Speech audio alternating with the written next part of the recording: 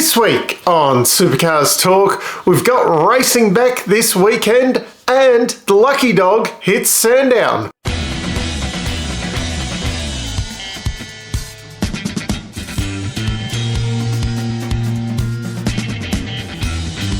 The big news this week is that the lucky dog rule will be instigated at Sandown as well as Bathurst this year. That's the one where the people who are a lap down, and if there's a safety car, they get their lap magically back. Yeah, whether this actually improves the racing or not. I mean, if your favourite driver is a lap down and they magically get it back, of course you are happy. If it's someone that you don't like that, you know, scores because of it, you're unhappy with this. I'd prefer to see the old school thing where, you know, you're a lap down and you get it back through strategic pitting if you can. If not, well, you're probably a lap down for a reason. Anyway, it's there. We can't do much about it. Hopefully, if it doesn't really work this year. I suppose the big thing now is that we don't have a lot of safety cars like back in the day where you had a lot, so it was very easy to kind of get that lap back. There hasn't been a lot in the endurance races over the last couple of years, so hopefully it won't affect the race too much. But the actual big news this week, I suppose, is that Kai Allen has actually been confirmed with Grove Racing on a multi-year deal.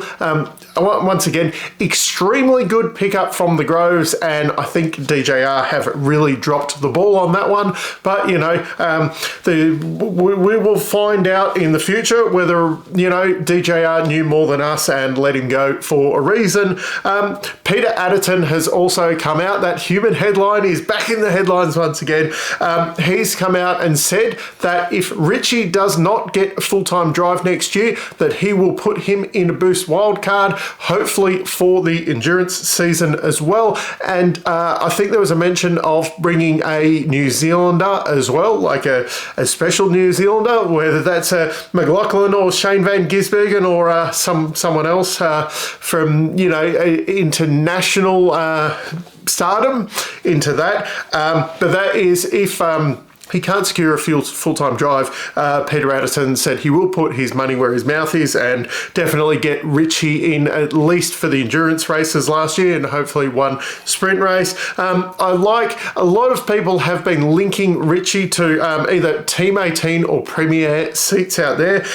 No mention of BJR or DJR, who both have seats available at the moment. Surprisingly, why you just link him with those two teams and not the other two teams with drive available, but that is what it is. Big livery news here. Walkinshaw Andretti United will be keeping the black liveries for the rest of the year. The fans have spoken and they have listened, and it will be those black liveries that we saw at Sydney for the rest of the year. The big difference there, though, the gold disappears from the Mobil logos, which was the special 50th anniversary Mobil logo thing, and they'll be back to the more traditional white liveried or white Mobil logos on the bonnet of the cars. They could even be more stunning in that, like the new livery compared to the gold one. And some other livery news: Mark Frosty Winterbottom will be running Cub Cadet on the side of his car instead of the usual DeWalt.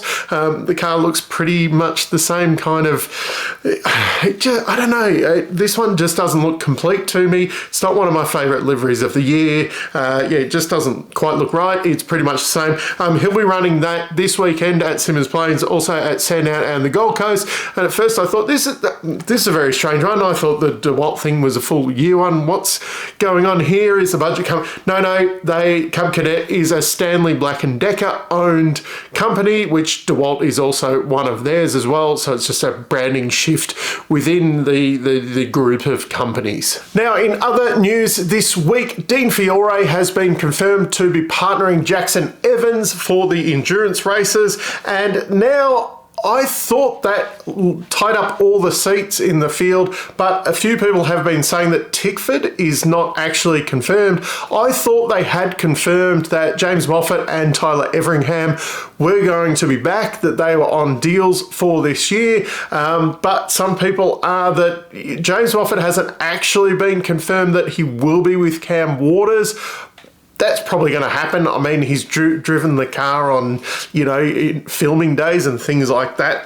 I think that one's pretty certain. The Tyler Everingham one, though, maybe not as certain. Some people have been reporting that, I'm looking here, Lockie Dalton and Gary Jacobson are also in the firing line for that seat next to Thomas Randall. So apparently, those two Tickford seats yet to be confirmed. And the other little bit of news this week, which is quite exciting for all you gamers out there. Some people will not be happy with me that iRacing will soon be adding Gen 3 cars to the platform, and they are also they're scanning the Bend one, I think this week, the Bend circuit this week, and they will be at Adelaide at the end of the year and scanning that circuit so both of them will be added to the roster of Australian circuits on the simulation. That's great news. At some point I want to get into this, but I need a lot of time, I think, because I've tried on a mate simulation and I am not very good. But I'm really kind of excited by this, and I really should pull my finger out of my ass and get at least set up on it to start kind of playing around and enjoying these tracks. Now we have racing this weekend at Symmons Plains. Having said all that, it is beautiful weather this weekend in Melbourne. I've actually got a little bit of colour in my face because I was not prepared for the sunshine and doing things outside. So, it could actually be a really good weekend down there in Tasmania next weekend. The platform for the weekend is a 60-minute practice session on the Friday, and then Saturday and Sunday we'll have the same setup both days. 20-minute practice session followed by the 3-part qualifying and then a 55-lap race on each day. So the negative in me looks at it and goes, okay, we've got 100 minutes of practice over the 2 days, and it will probably be around that 50 minutes of racing on the 2 days. So we've got as much practice as racing there, and then the qualifying sessions are actually, I think they're down for 45 minutes each. So you've nearly got as much qualifying as practice and then racing over the weekend. Maybe we should, balance that out a bit better. Now, looking at the form guide, last year we saw Will Brown take 2 wins and 3rd place, and then Brock Feeney was the other winner, and he also had a 2nd place there. So assuming Triple Eight are probably going to do pretty well. The other podium getters last year were Shane Van Gisbergen, Brody Kostecki, and Andre Heimgartner got himself onto the podium. Could we see a surprise from BJR? I'm fully expecting, though, Triple Eight will keep that form. We're back on the super soft tyre this weekend, which the last time that was out was in Darwin, and Triple Eight were very strong there. Having said all that, my big hope for this weekend is that WAU and Chaz find form on that super soft tyre, because they went really missing in Darwin. I'm hoping that they can find some form and actually really get themselves in this championship fight to spice it up. Of course, I want to see, Waters, Matty Payne and that get in there as well in the fight. Also, my little outside tip, Brody was very fast in Darwin when he got to start races. That was on the super soft tyre. I'm hoping that form comes back and he gets himself back in the fight this weekend.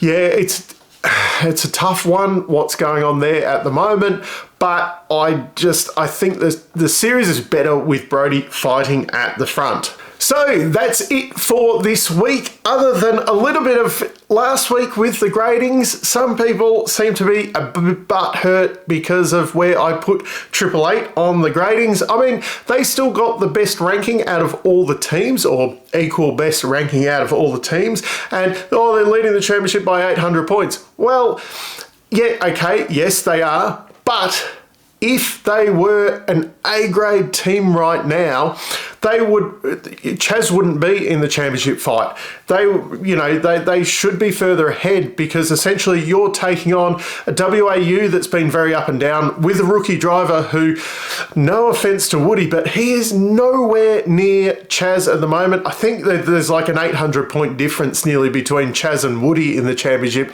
which, if there was 2 Chazes in at WAU, they'd probably be right with Triple Eight right now. And do you say that WAU's doing a really good job? Are they doing an A-grade job this year? And then you got Tickford's actually second in the championship now, and really they're coming back from their big restructure. Like, they've been pretty strong the last couple of rounds, but they went quite missing. They've definitely not had an A-grade year. So when you look at it, just because Triple Eight are dominating the teams championship, is it really an A-grade effort from them? The other thing that seemed to rile some people up was Garth Tander, the best co-driver out there at the moment.